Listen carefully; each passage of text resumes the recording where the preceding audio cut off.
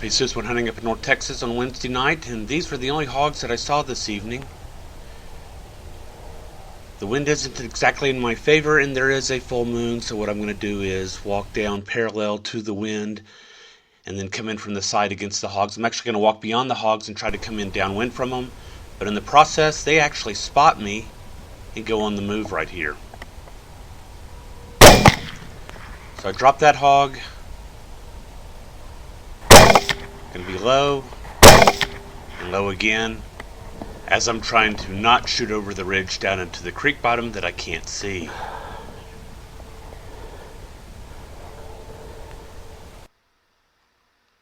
Brass Catcher by Tactical Brass Recovery. So I ended up with one sow down, coming in at 100 pounds. Next night, moving on to another property. There I've got the winter wheat field that is newly planted by the landowner. And a little bit later, I'm going to see hogs coming in the exact opposite direction from behind that ridge down in the creek bottom. There you can see on the map where they are. Now, the wind itself is not in my favor. It is dusk at this point, so I'm still navigating without the use of night vision. So I'm going to head off in this direction, paralleling the wind but behind the tree line to help protect me from the wind. And the hogs are going to come out, and I'm going to shoot one here. And at this point, I've spotted one hog go by, and I've got the brush between that hog and myself, and another hog comes out of the bottom. And I've got too much vegetation between the hog and myself in order to make the shot with my Lone Star Armory TX-15 multi-purpose carbine that I'm sighting with an IR Hunter MKIII thermal weapon sight. So I pick up the sticks and move to try to get a better angle on the two hogs that have gone by me already. And I am just not quick enough to get around the vegetation to get a shot on that hog. So now I'm going to transition over and start using my handheld to scan. And as I scan back and forth, the rifle swings back and forth at the same time. I see a third hog coming out of the bottom. So I'm going to get my sticks down. Pan over. Here it comes.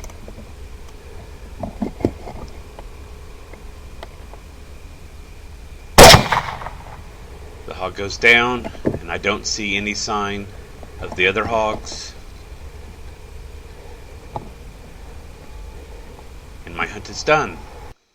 She came in at 110 pounds, and because I had some buddies that requested a hog, I marked her, came back, picked her up with my truck, and delivered her to some friends that wanted her for food. Moving on the next property, I'm parked in the truck, the hog's at the top of the screen. I'm going to make my approach and make a shot from 165 yards. And then finish off the hog in the field. And while I'm doing that, I'm going to spot some hogs on the other side of the field, make my approach towards them. Unfortunately, with the wind, the bright moon, and the cattle are going to move along, scare the hogs away. I'm going to finally get my shots over in this next field. So this is the view of the first hog from the truck down there in the field. It's got its nose in the ground. It's just rooting away. As you can see, there's some cattle around it. Now I've made it down into the field. Lots of cattle in the field, but I don't see any other hogs at this point. It's just one lone boar and a bunch of cattle.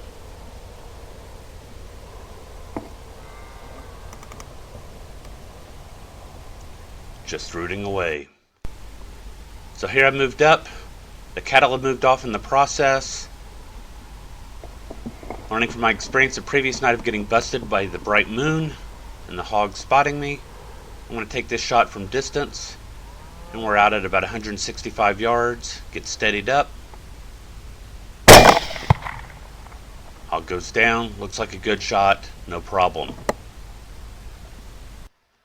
As I'm moving up, I keep an eye on the hog. It's still flicking its ears, so it's still alive. So give it a quality assurance shot to finish it off. Turned out to be a nice boar, coming in at 190 pounds with a nice little razorback on it.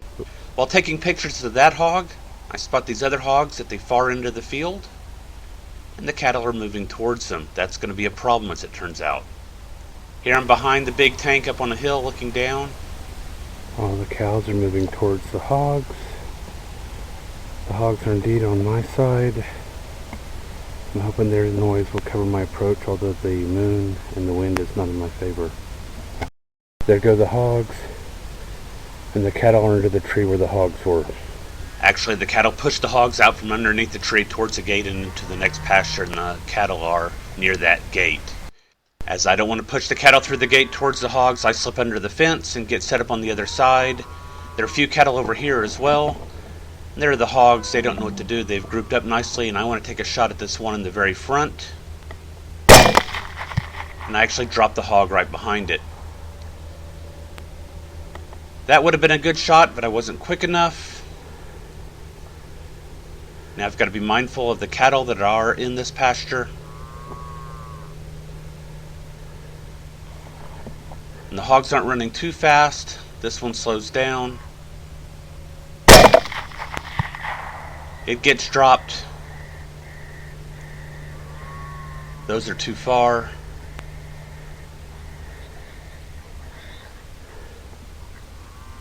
That's a little piglet. My original hog's still kicking, and the second hog I shot is up and running. Oh no. I actually connected with it there. I don't want to be shooting over these cattle, and I'm expecting the hog to drop, and it never does. So I came away with a 140-pound sow. Friday night I returned to a property where the hogs have been rooting up the landowner's front yard. This is the original damage. You can see the gate in the background. Now the damage has doubled in size in this front yard. And I'm going to be set up in the woods to the north of where the damage occurred, expecting the hogs to come from the west. There's the gate again, and this is going to be the little corral area where the hogs are going to appear behind me as I'm sitting in my truck scanning out towards the west. So they've come in from the south. There is a fence between the hogs and myself, and I want to be shooting over that and not through it. I've got a house off to the right, and somewhere in the distance in the trees are going to be some livestock. However, the wind is in my favor, but the moon is very bright.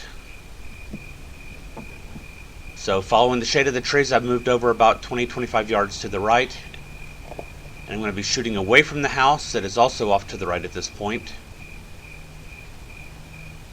And because of the possible cattle in the background that I can't see, I want to pick and choose my shots very carefully.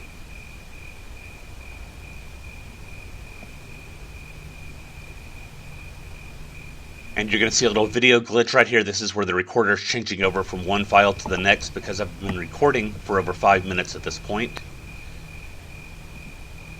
It looks like some of the larger hogs are moving off to the right towards the house, which is a direction that I don't want to be shooting. Got one hog actually on the other side of the far fence in the front yard, and I'm going to pick that hog right there. And I was hoping that maybe the other hogs would stop, but they take off running. These two hogs right here are actually inside of a trap. So for my final hunt, I came away with a 165-pound sow, and that did it for my night.